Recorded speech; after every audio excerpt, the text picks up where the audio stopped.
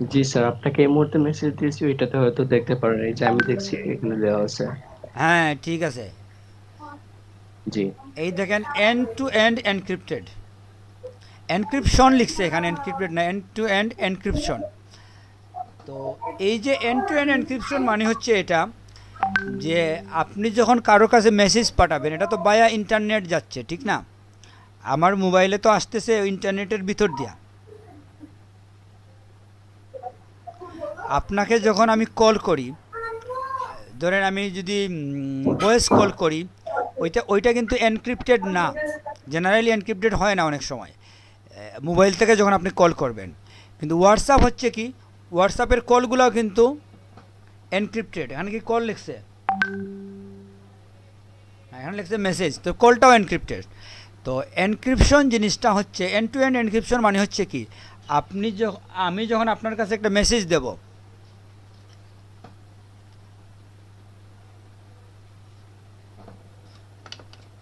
আচ্ছা 1 minute.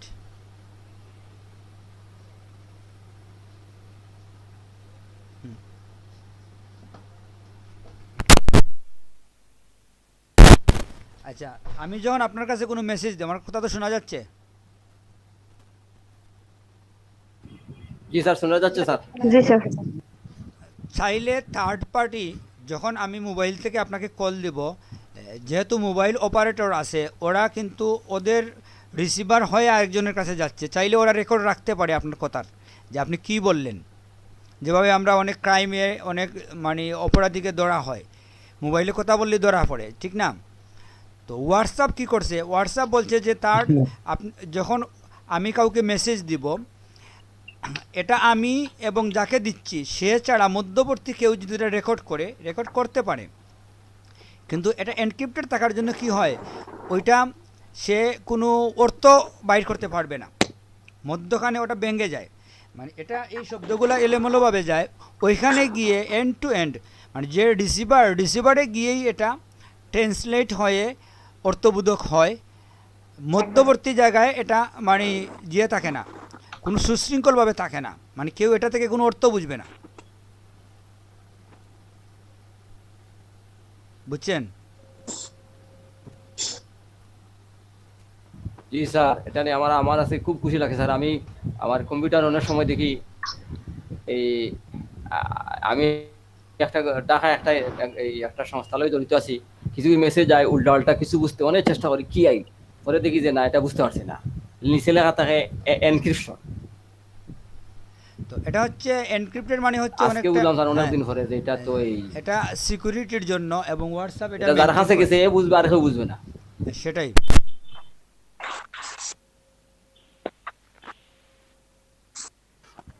Thank you sir, thank you sir.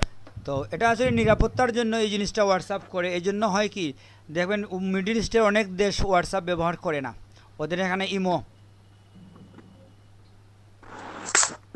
এটা কি আপনারা খেয়াল করছেন? মিডিল ইস্টের ম্যাক্সিমাম মানুষ ইমোতে কল দেয়, হোয়াটসঅ্যাপে কল দেয় না।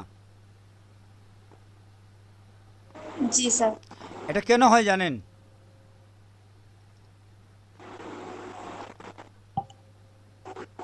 কেন স্যার? জি না স্যার, হ্যাঁ, জি এটা, না স্যার, জানি না স্যার। হ্যাঁ, কিন্তু এটা তো আপনার খেয়াল করছেন যে মিডল ইস্ট থেকে কলগুলো ইমোতেই আসে, হোয়াটসঅ্যাপে আসে না। ইংল্যান্ড থেকে হোয়াটসঅ্যাপে আসে, জি স্যার, ইউরোপ জি থেকে স্যার। হোয়াটসঅ্যাপে আসে, কিন্তু মিডল ইস্টের কল হোয়াটসঅ্যাপে আসে না বেশিরভাগই। কেউ কেউ করতে পারে যারা স্মার্ট আইটিতে এক্সপার্ট, কিন্তু ইন জেনারেলি মানুষে এটা ইমোতেই করে। এর কারণ হচ্ছে হোয়াটসঅ্যাপ যেহেতু যে দুইজনে কথা বলে কি কথা বললো তৃতীয় পক্ষে দেখতে পারে না, তো মিডিল ইস্টের তো রাজতন্ত্র, তো ওরা পাবলিককে নিয়ন্ত্রণে রাখতে চায়। তো যদি ওরা হোয়াটসঅ্যাপে কথা বলে তাহলে কিন্তু ওরা বুঝবে না কে কী বললো। সরকারের বিরুদ্ধে যদি কোনো কথা বলে কেউ একজন আরেকজনের সাথে হোয়াটসঅ্যাপে, এটা কেউ মানে ট্রেকিং করতে পারবে না, জানতে পারবে না কি বললো। যে জন্য ওরা কী করছে, হোয়াটসঅ্যাপই নিষিদ্ধ করে দিছে, যে এটা তো সিকিউরিটি বেশি, ওইটা থেকে আমরা কিছু করতে পারি না। এমনকি হোয়াটসঅ্যাপ কর্তৃপক্ষও জানে না আপনি কী কথা বললেন, বুঝছেন? এই দুইজন ছাড়া আর কেউ জানে না। তো যে জন্য এই রিজনের কারণে এই মিডিল ইস্টে ওরা নিরাপত্তার কারণে ওরা এটা বন্ধ করে দিছে, যাতে এভাবে সিক্রেট যোগাযোগ কেউ করতে না পারে। ইমোতে কিন্তু ট্রেকিং করা যায় খুব সহজে। ইমো কোনো নিরাপত্তা নাই। ইমো আপনি একসাথে 3টা মোবাইলে অ্যাড করে নিতে পারেন। হোয়াটসঅ্যাপ কিন্তু পারবেন না আপনি। আপনি ট্যাবের মধ্যে হোয়াটসঅ্যাপ সেট আপ করেন, মোবাইল থেকে চলে যাবে। এট এ টাইম একটাতেই আপনি রাখতে পারেন, কিন্তু ইমো এট এ টাইম 5টার মধ্যে রেখে দিতে পারেন। প্রত্যেকটার মেসেজ একই স্যার থাকবে। স্যার এখান থেকে বাঁচার উপায় কি স্যার? ইমো ব্যবহারই করবেন না। ইমো কেন ব্যবহার করবেন?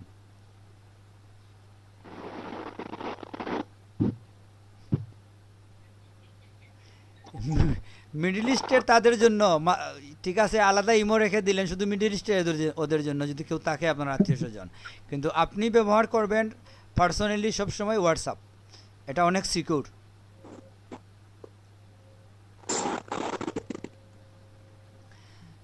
স্যার আমি অন্য একটা প্রসঙ্গ, স্যার আমার মাথার মধ্যে মাঝে মাঝে উল্টা পাল্টা করে স্যার।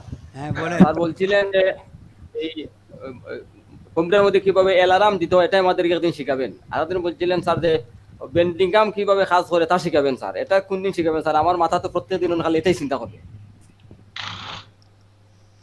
হ্যাঁ, আমরা প্রেজেন্টেশনের মধ্যখানে ছিলাম, তো আজকে আমরা যে কোনো একটা দেখাইতে পারি, অসুবিধা নাই। কিন্তু কথা হচ্ছে আমরা এখন হচ্ছে 3:48, ঠিক আছে?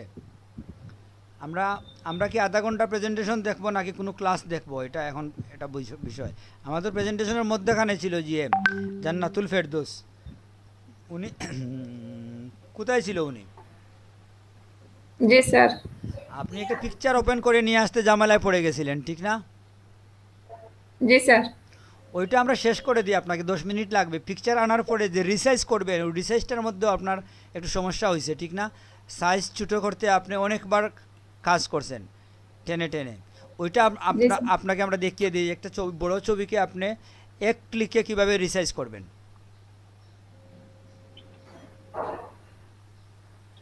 আপনি প্রেজেন্টেশনে আরেকবার আসেন। জি স্যার।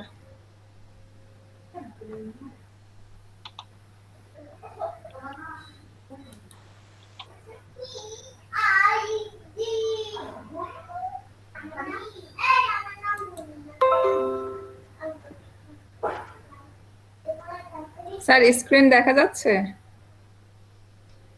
দেখা যাচ্ছে না।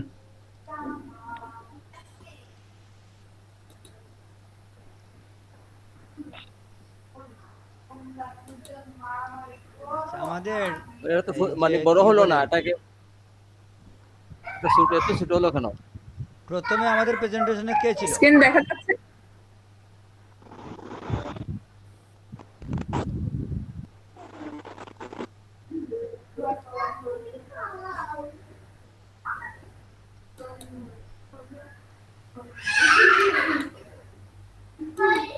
ও না, আপনার এটা দেখা যাচ্ছে না, দেখা যাচ্ছে না। ও এই শুরু হয়েছে, হ্যাঁ এখন আসছে। এখন শুরু হয়েছে। সমস্যা হচ্ছে আপনি জুম বেশি বড় করে নিছেন ব্রাউজারের। না ঠিক আছে, এখন দেখা যাচ্ছে স্যার? হ্যাঁ দেখা যাচ্ছে।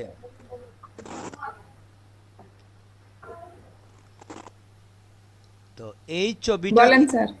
এই ছবিটাকে আপনি ধরে যদি অন্য পেজে নিতে চান, এটা হচ্ছে ব্যাকগ্রাউন্ড লেয়ার, লক করা আছে। আপনি ধরে দেখেন, টান দিয়ে এটা যাবে না, দেখেন তো। জি স্যার। ওইখানে বলবে কনভার্ট টু নর্মাল লেয়ার, ওখানে আপনি কনভার্ট টু নর্মাল লেয়ারে ক্লিক করে দেন। আপনি মুভ করেন, একটু মুভ করলেই ওইটা আসবে। ওই কনভার্টে দিয়ে দেন। হ্যাঁ, এই তো আলাদা হয়ে গেছে। এখন এটাকে ধরে আপনি ওই পেজে নিয়ে যান, আনটাইটেল 1 গিয়ে এখানে ছাড়েন। এখন আপনার হ্যাঁ, এখন যে আপনার ছবিটা আসছে, জুম ছোটো করেন, একটু জুম ছোটো করেন, কন্ট্রোল+ কিংবা কন্ট্রোল-। আরে হ্যাঁ ঠিক আছে। এখন আপনি যে ছবির সাইড দেখতে পাচ্ছেন, তো সাইটের মধ্যে একটা ক্লিক করেন, করলে দেখবেন ওইটা উপরের টুল বারটা চেঞ্জ হয়ে যাবে। ছবির বর্ডারের মধ্যে সাইটে ক্লিক করেন,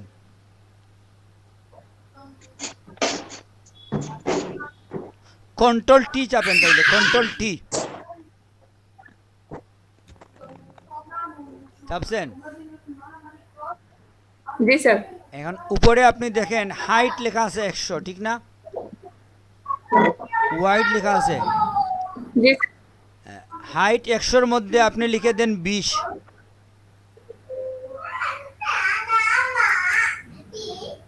ওইটা আপনি সিলেক্ট করেন, সিলেক্ট ওই লেখাটাকে পুরাটা সিলেক্ট করেন কন্ট্রোল এ দিয়ে, কন্ট্রোল এ। হ্যাঁ সিলেক্ট হয়েছে। এখন করেছি স্যার। এখন ডাইরেক্ট 20 লিখেন, 20 লিখে ইন্টার চাপেন।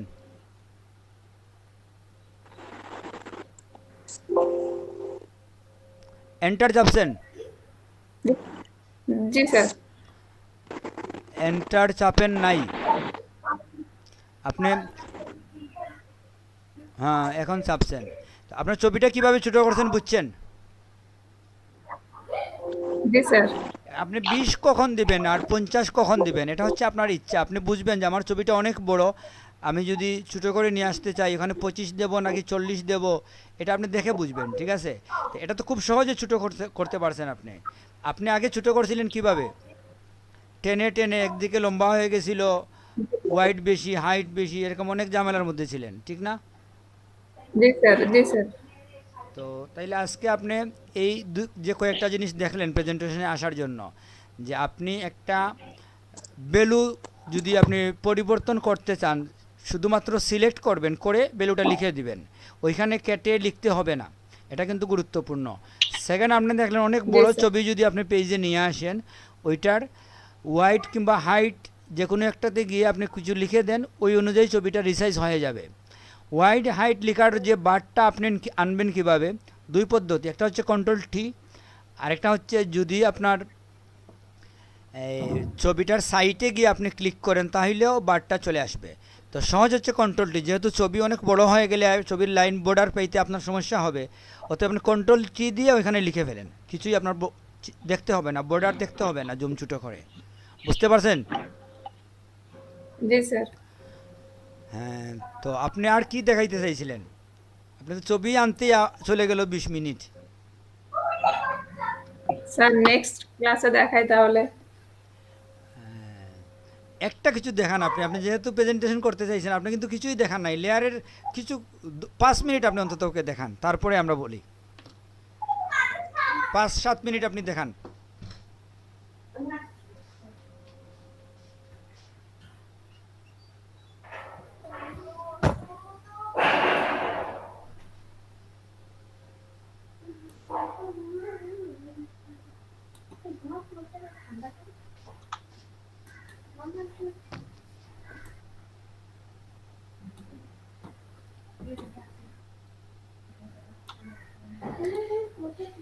এখন আমি যদি আমার এই ছবিটাকে যদি স্যার নতুন একটা লেয়ার দিতে চাই, তাহলে কিবোর্ড থেকে অল্টার চাপ দিয়ে ছবির উপরে ক্লিক করে এভাবে ধরে নিলে আমার এখানে নতুন একটা লেয়ার চলে আসবে। এভাবে একভাবে আমরা কপি করতে পারি।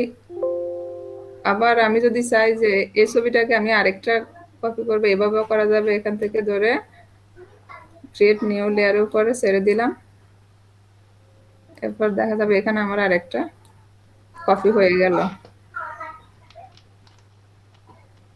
তারপর আমি যদি চাই এটাকে আরেকভাবে কপি করব, তাহলে এখানে মাউসের রাইট বাটনে ক্লিক করে এই যে এখান থেকে ডুপ্লিকেট লেয়ার এখানে ক্লিক করলে এখানে ওকে দিলাম,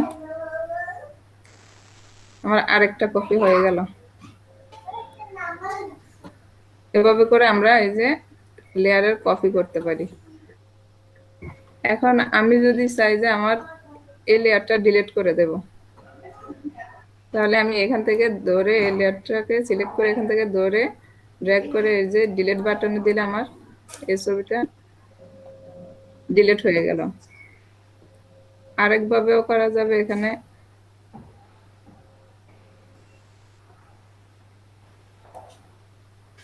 আমি যদি চাই এই দুইটা লেয়ারকে ডিলিট করতে, তাহলে কিবোর্ড থেকে কন্ট্রোল ধরে এখানে এটা সিলেক্ট করলাম, এটা করলাম, তাহলে এখানে ছেড়ে দিলে এই দুইটা এই যে ডিলিট হয়ে গেল।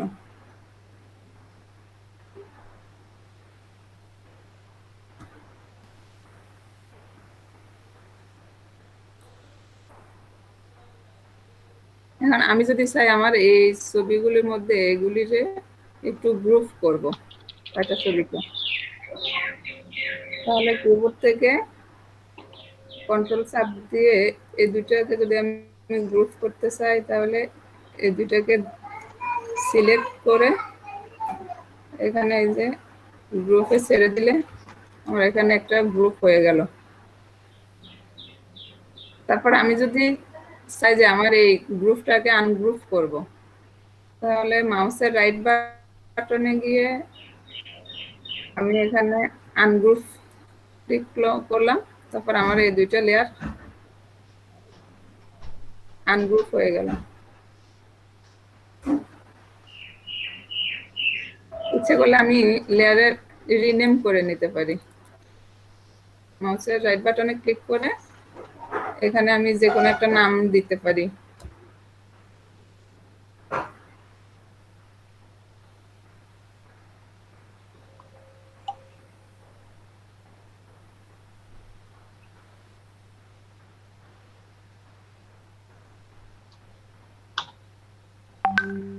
এভাবে করে আমি এটাকে রিনেম করে নিতে পারি ইচ্ছে করলে।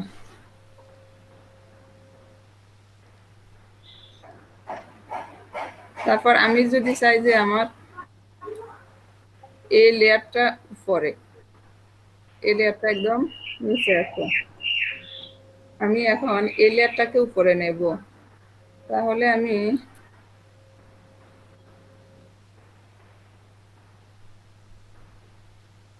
এখান থেকে এই লেয়ারটাকে সিলেক্ট করে ধরে এভাবে ছেড়ে দিলাম, আমার এখন এই লেয়ারটা উপরে চলে গেল।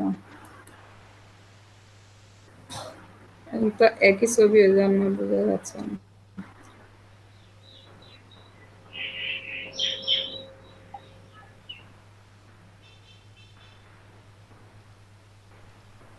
ইচ্ছে করলে আমি আমার ছবি, এই দুইটা ছবিকে আমি মার্জ করতে পারি।